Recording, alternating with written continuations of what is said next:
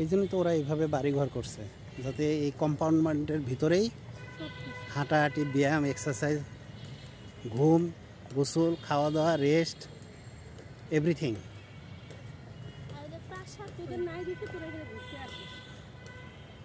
আর আমাদের নাই দেখে আমরা কোথায় ওরা হাগু করে ওটা দেখতে আসছি।